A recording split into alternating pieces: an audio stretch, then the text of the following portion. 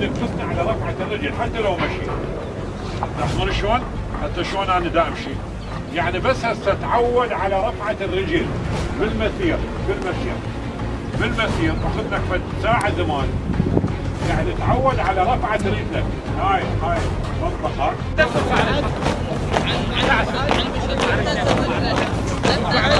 ارفع راسك ارفع راسك ابرز صدرك واحد يعفي صدرك جيد راسك ما عليك بضرب عينك